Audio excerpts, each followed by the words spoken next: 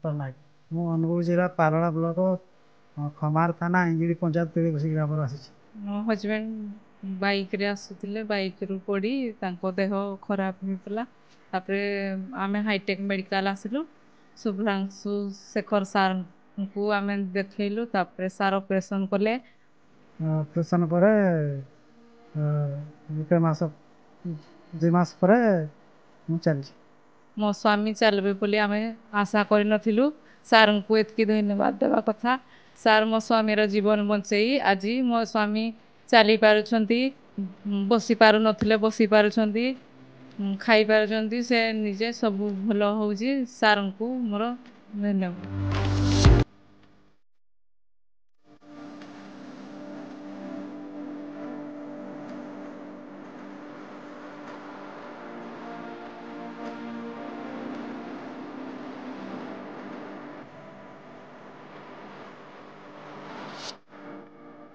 नमस्कार, मु doctor Shubhranshu Shekhar Nayak, consultant joint replacement and spine surgeon Hitech Medical College रु।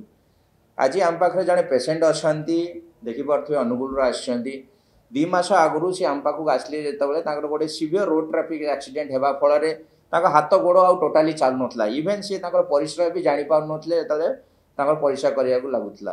तो जिनसटा हूँ आम पाख आसला आम इन्वेस्टिगेशन सब करूँ, एक्सरे एमआरआई भी कलु।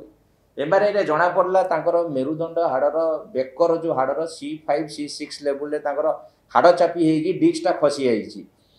तो से डिस्क खसीजा फल शिर फिर सब चापी होगा फल हाथ गोड़ टोटाली चलू ना।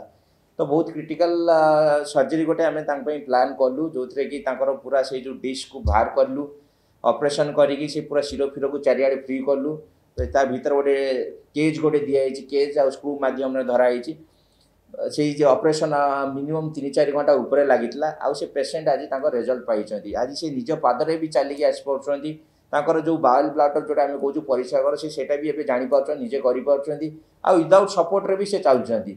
पेशेंट एवं आम पाखे आसिक बहुत खुशी मैंने अच्छा रिजल्ट पाई। आ हाईटेक टीम डॉक्टर मानू भी बहुत धन्यवाद जनाऊँ।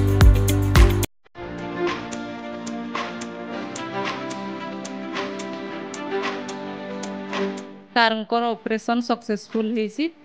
सार को धन्यवाद जनाऊँ। सार मो स्वामी आज चली पार कथा कहीपर सब जापर से हाईटेक मेडिकल जिते डॉक्टर सर मान को समस्त मोर बहुत बहुत धन्यवाद।